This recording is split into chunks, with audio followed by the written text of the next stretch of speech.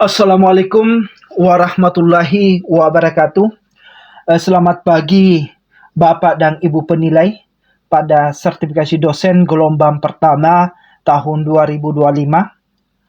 Perkenalkan, saya Sugianto, salah satu dosen program studi manajemen dari STIE Indonesia Makassar. Video ini dibuat untuk melengkapi persyaratan dalam pengajuan sertifikasi dosen gelombang pertama tahun 2025, yaitu pernyataan diri dosen dalam wujud kerja Tridharma Perguruan Tinggi PDD UKT-PT dalam bidang pengajaran. Pada kesempatan kali ini, mata kuliah yang saya mau ambil sebagai contoh dalam video pengajaran adalah mata kuliah persyaratan dalam program studi manajemen, yaitu penganggaran perusahaan. Mata kuliah ini terdiri dari 3 SKS, 2 SKS termasuk materi, dan 1 SKS termasuk purpose sampling berdasarkan case study yang diambil pada mata kuliah ini.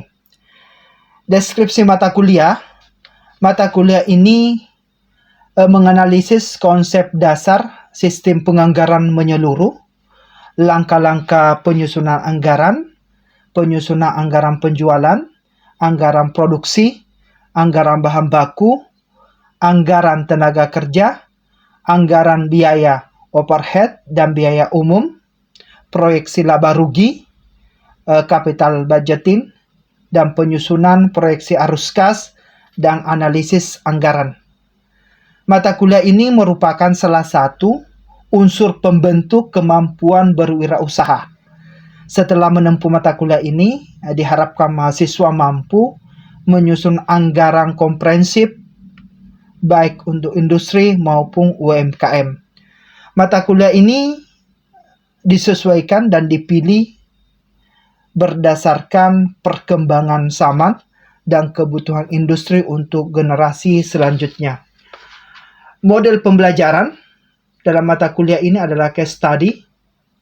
Model ini dapat mendorong mahasiswa untuk berpartisipasi aktif dalam pembelajaran, bekerja sama, berdiskusi, menyelesaikan kasus.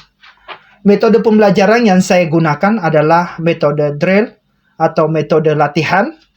Metode ini memberikan pendekatan pembelajaran yang menekankan pada pengulangan latihan secara sistematis untuk menginternalisasi materi pembelajaran.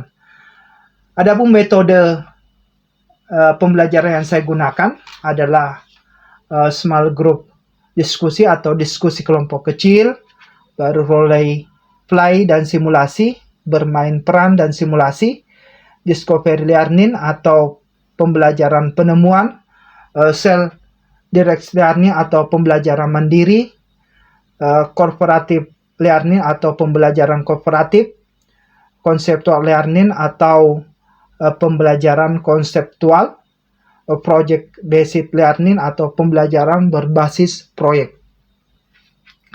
Bentuk pembelajaran dalam hal ini adalah dalam bentuk kuliah, respondensi, tutorial, dan praktikum. CPL mata kuliah yang dibebankan oleh program studi manajemen, yaitu yang pertama, mampu menerapkan pengetahuan ilmu manajemen dalam berbagai tipe organisasi, baik bisnis maupun non-bisnis, pada tingkat lokal, nasional, dan global. Yang kedua, mampu mengembangkan atau mengimplementasikan ilmu pengetahuan dan teknologi yang memperhatikan dan menerapkan nilai humaniora yang sesuai dengan bidang keahliannya. Yang ketiga, mampu menganalisis informasi dan data sesuai bidang keahliannya untuk menyelesaikan permasalahan dan mengambil keputusan dalam ilmu manajemen. Yang keempat, mampu bekerja dalam tim dan mengembangkan jaringan kerja. CPMK atau capaian mata kuliah. Yang pertama, mahasiswa mampu menguraikan konsep anggaran perusahaan dengan baik Yang kedua, mahasiswa mampu mempraktikkan dengan tepat penggunaan software komputer guna penyusunan anggaran perusahaan. Yang ketiga, mahasiswa mampu memberikan argumentasi secara lengkap atas keputusan strategis berdasarkan analisis informasi dan anggaran perusahaan. Adapun materi pembelajaran, yang pertama adalah mempelajari konsep anggaran atau budget, kemudian metode ramalan penjualan, menyusun anggaran jualan, penyusunan anggaran produk, penyusunan anggaran bahan baku langsung, penyusunan anggaran biaya overhead, penyusunan anggaran piutang, penyusunan anggaran laba rugi dan anggaran neraca, penyusunan anggaran keuangan, penyusunan anggaran komprehensif, dan terakhir adalah penyusunan anggaran berbasis aktivitas. Indikator penilaian. Adapun indikator penilaian dalam perkuliahan ini, yang pertama adalah pengetahuan dan pemahaman mahasiswa yang terdiri dari ujian tertulis, tugas terstruktur, kuis, diskusi, UTS dan UAS, kemudian sikap dan perilaku yang meliputi keaktifan dalam pembelajaran, sikap terhadap tugas dan tanggung jawab, sikap dalam diskusi, sikap terhadap pembelajaran. Yang ketiga adalah keterampilan, yang terdiri dari keterampilan praktikum, keterampilan presentase, keterampilan pemecahan masalah, dan keterampilan kolaborasi. Dan yang terakhir atau yang keempat adalah kehadiran. Untuk kriteria penilaian, yang pertama adalah merencanakan proses pembelajaran yang efektif, kemudian menyampaikan umpan balik yang konstruktif kepada mahasiswa. Kemudian yang ketiga, mengidentifikasi area yang perlu ditingkatkan oleh mahasiswa. Dan yang terakhir, membuat keputusan yang tepat terkait dengan kelulusan mahasiswa. Bentuk penilaiannya terdiri dari tes dan non-tes, dan aspek penilaiannya yang pertama kehadiran 10%, tugas partisipasi kuis 40%, UTS 25%, UAS 25%. Adapun referensi yang digunakan, yang pertama adalah M. Naparin 2007, penganggaran perusahaan, kemudian Sasongko 2010, anggaran, kemudian M. Puat dan kawan-kawan, anggaran perusahaan, konsep dan aplikasi, Gunawan Adi Saputro dan kawan-kawan, anggaran perusahaan jilid 1, kemudian Sri Rahayu dan kawan-kawan 2013, penyusunan anggaran perusahaan. Berikut ini adalah salah satu contoh video pembelajaran saya di dalam kelas. Waalaikumsalam warahmatullahi wabarakatuh. Oke, selamat siang dan salam sejahtera buat kita semua. Semoga pada siang hari ini kita masih dalam lindungan Allah Subhanahu wa Ta'ala. Amin. Oke, untuk materi hari ini, insya Allah kita akan membahas tentang penganggaran perusahaan, lalu penyusunan anggaran bahan bakunya, kemudian penyusunan anggaran tenaga kerja, dan terakhir adalah penyusunan anggaran biaya dinasti dan umum. Kita masuk dulu apa yang dimaksud dengan anggaran jualan. Kalau anggaran jualan itu terdiri ada dua ya, ada namanya menjual dengan ada namanya penjualan. Kalau menjual atau sell adalah menyerahkan sesuatu kepada seseorang dengan harga tertentu. Berarti di sini ada uang, ada harga ya, itu namanya menjual. Sedangkan kalau penjualan itu mulai dari pertama, pendistribusian pertama ya, buat bagaimana penganggaran produknya dalam bentuk unitnya dengan rupiahnya. Nanti kita mau anggarkan. Sedangkan anggaran di sini merupakan rencana tertulis mengenai suatu kegiatan dalam organisasi. Jadi mulai dari perencanaan yang kita merencanakan untuk mencapai visi dan visi perusahaan kita tuangkan dalam bentuk anggaran dalam berupa berapa yang kita mau anggarkan selama 1 tahun. Nah, anggaran jualan itu merupakan anggarannya dalam bentuk angka ini adalah rupiah, sedangkan produknya dalam bentuk unit atau pieces dan lain-lainnya. Kita mau lihat berapa kira-kira dalam 1 tahun yang kita mau anggarkan produknya. Yang mulai dari kita ramalkan, yang kita hitung dulu ramalannya untuk ramalan produknya dan berapa rupiahnya, tergantung dari ramalan yang kita mau hitung ya. Misalnya kita menghitung anggaran tahun 2025, berarti kita ramalkan dulu produknya untuk tahun 2025, baru kita buat nilai yang diperoleh sebelum dikurangi dengan potongan atau rekor jualan atau dikenal dengan harga aslinya. Berarti di sini belum ada namanya potongan dan rektor, masih original ya. Sedangkan jualan bersih, nilai yang diperoleh setelah dikurangi potongan dan rektor. Biasanya jualan itu karena dikembalikan barangnya, sudah barang yang dijual oleh pembeli kepada penjual akibat tidak sesuai dengan pesanan. Biasa kalau kita beli barang atau lewat online kalau tidak sesuai dengan apa yang diinginkan, biasa kita rekor. Tapi sebenarnya atau sales diskon adalah potongan harga jual yang diberikan penjual kepada pembeli. Ini misalnya kalau dalam akuntansi biasa belajar N/30, kalau misalnya dia mengasih kreditnya dalam waktu 30 hari, dapat potongan misalnya 20% atau 10%. Tergantung dari kesepakatan kita dengan pembeli. Ya. Kalau ada penjual ya. Nah, manfaat anggaran jualan bisa dilihat, bisa di-share di Google banyak ya. Tapi ini yang dua saya ambil, yaitu sebagai dasar penyusun anggaran lainnya. Kenapa tadi anggaran jualan ini merupakan anggaran inti? Karena salah kita dalam menyusun anggaran jualan berarti untuk penyusunan anggaran-anggaran di bawahnya itu salah. Ya, jadi kita harus revisi lagi untuk melihat lagi penyusunan anggaran. Karena penyusunan anggaran ini kita di sini kita lihat berapa kira-kira dalam 1 tahun kita anggarkan. Biasanya juga anggarkan per triwulan ya. Misalnya dalam 1 tahun ada 4 triwulan. Triwulan pertama, 2, 3, dan 4. Kalau misalnya target pertama di triwulan kedua tidak tercapai, diusahakan dialihkan di triwulan ketiga atau triwulan keempat. Nanti ada contoh-contoh soalnya nanti yang lebih memudahkan.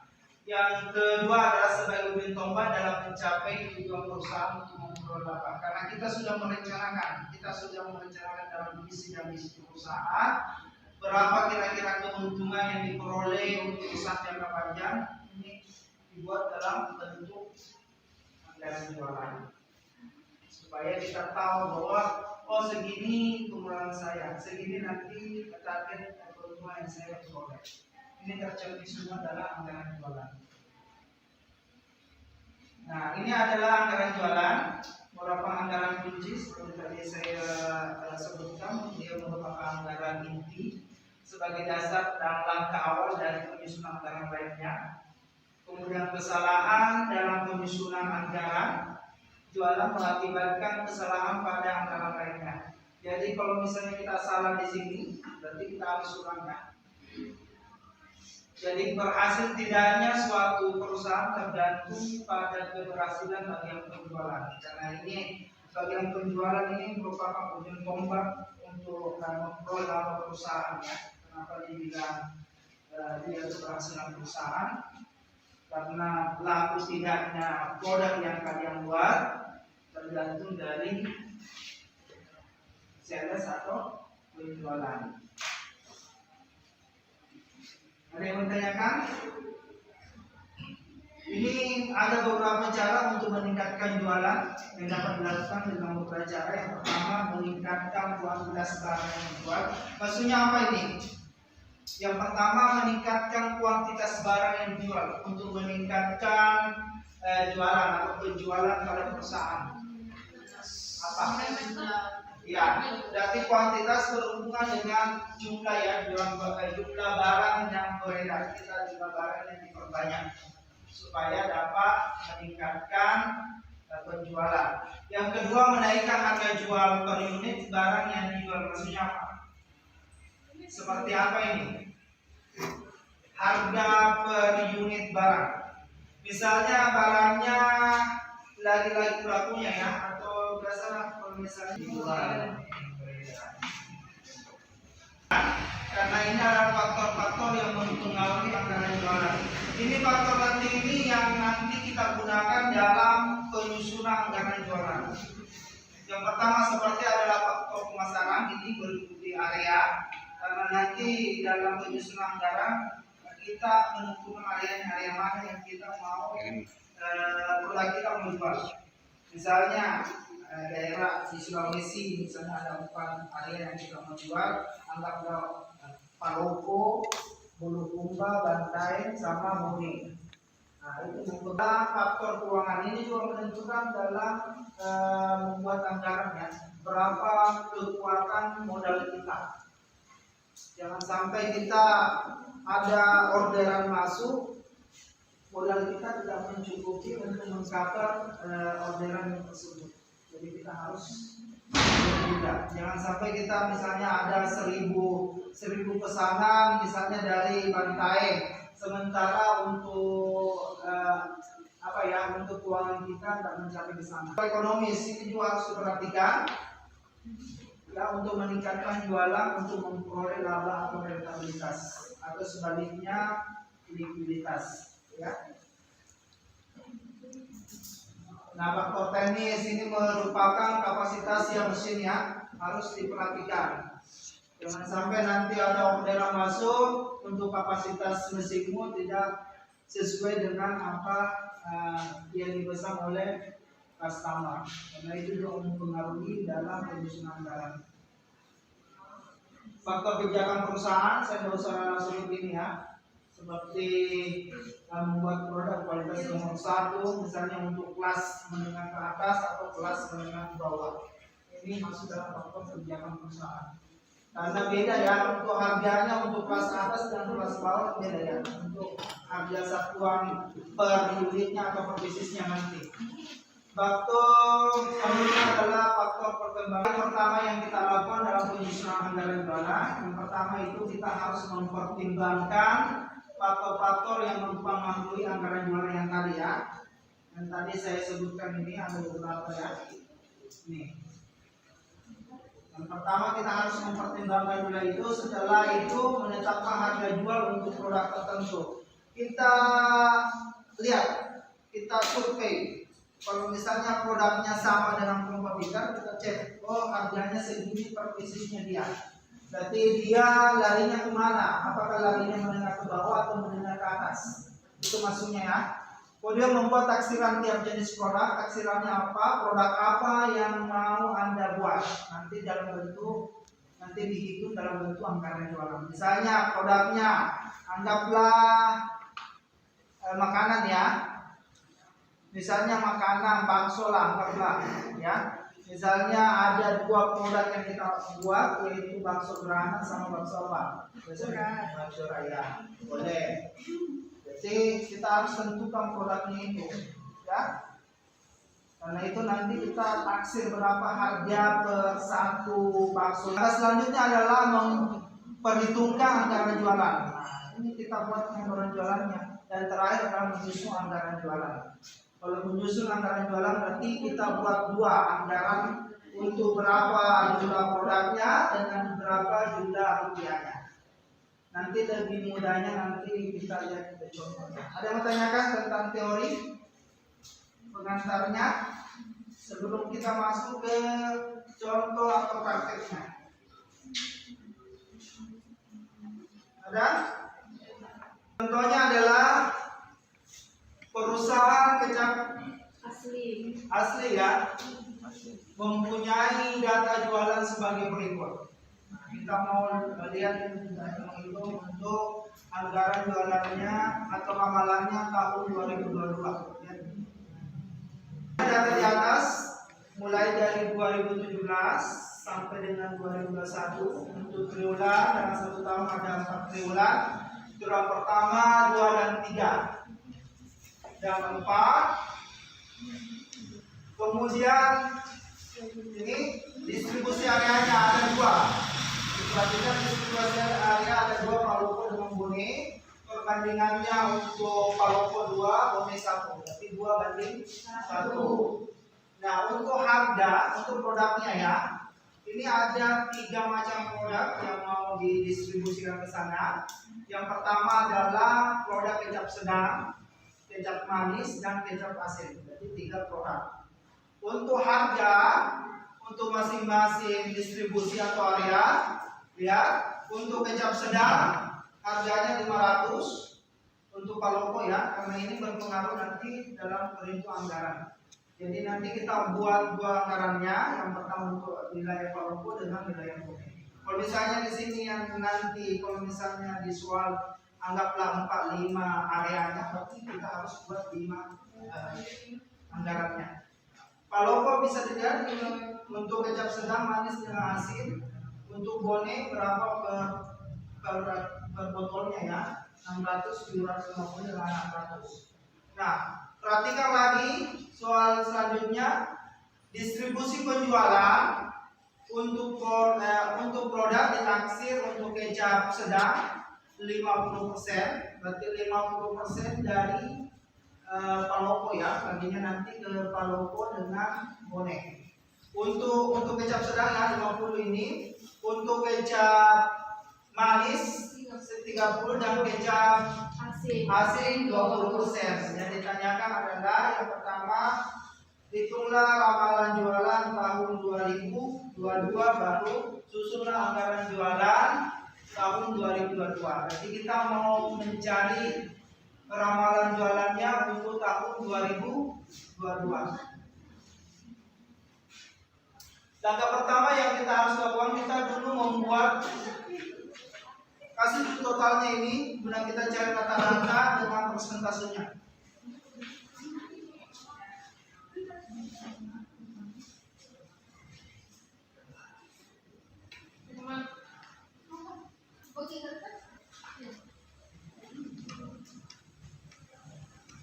Oke, kalau dibantu untuk 2000 berapa?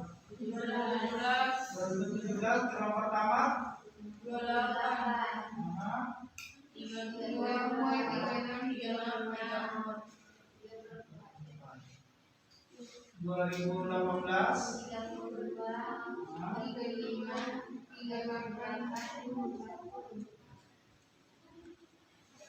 Persentase dalam satu tahun harus 100% ya, kurang atau lebih dari 100 seperti Anda harus ulang lagi. Oke, diperhatikan untuk mencari rata-rata rumusnya adalah total triwulan per M. Triwulan, kalau misalnya mau lihat rata-rata untuk triwulan 1 berarti total triwulan 1 ya dibagi M. Untuk persentase yaitu total triwulan dikali dengan total setahun dikali dengan 100%. Ini rata persentasenya harus 100% ya. Tolong dibantu, ini berapa totalnya? Untuk mencari setahun ini tinggal ditambah ya, 28, 32, 36, 34. Berapa? 130. Ini berapa? 145. Oke. 150. Oke. 125. Ini rata-ratanya ya. Rata-ratanya tinggal dimasukkan. Baru cari ramalan jualannya dengan menggunakan kuadrat yang kecil. Siapa? Saya cari dulu.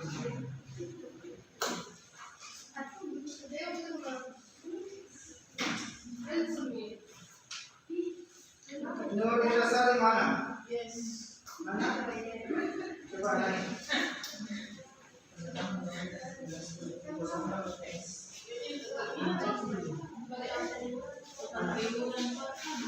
Ya, 760. Kita rata-rata dulu total triwulan. Kalau mencari triwulan pertama berarti totalnya triwulan pertama dibagi dengan N jumlah data.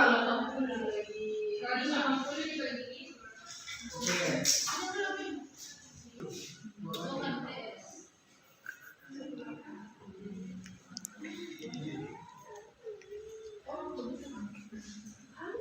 kita triwulan pertama untuk yang pertama ya, dibagi dengan setahun dikali 100%, berarti 180 dibagi 760 dikali 100. Bukan 760 ya, tapi 180 pembaginya itu 760.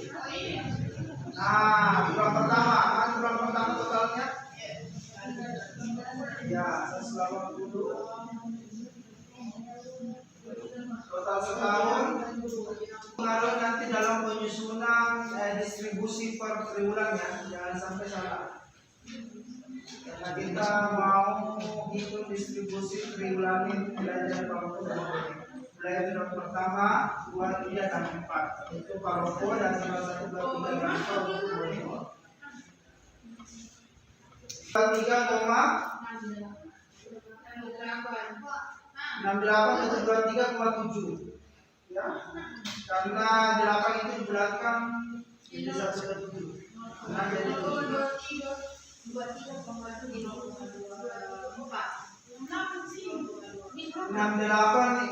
itu di belakang jadi 7 karena dia di atas 5. Triwulan pertama, persentase triwulan pertama.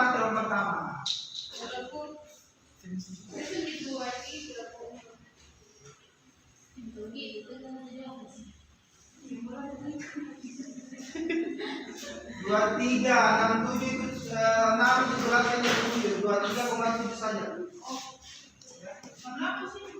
68 berarti 2 26 berapa di situ komanya? 31 berarti 26,3. 26,3 oke.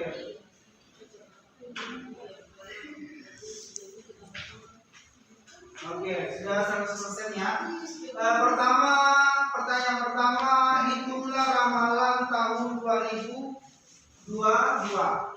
Silakan dengan menggunakan metode kuadrat terkecil.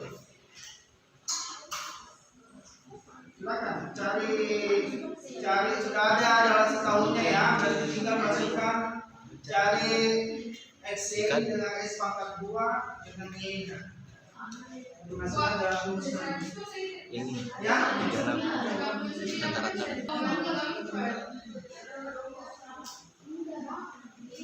Berarti yang 24,3 ya, pas 100 ya. Oke. Oke, langkah selanjutnya hitung yang nomor 1. Buat ramalan jualan tahun 2022. Kemarin sudah dijelaskan dalam ramalan jualan ya, perhitungannya. Kenapa saya suruh cari persentase ini? Karena persentase ini yang menentukan nanti untuk area untuk distribusi produknya per triwulan ya. Misalnya untuk area Paroko kita harus tahu untuk kecap kita produk pertama kecap manis sedangkan asin berapa persentasenya. Jadi nanti nilai akhirnya ada berbeda. Berapa kita mau produksi atau menjual di area Paroko untuk kecap asin dan manis. Setelah kita meramalkan jualannya dulu, kita mau tahu dulu berapa ramalan jualannya tahun 2022. Setelah ada berapa total produknya yang kita mau produksi, baru kita bagi untuk per areanya. Areanya dua tadi untuk Paroko sama Boneko. Kira-kira berapa persen? Kalau 2 kali 1 berapa? 4,9.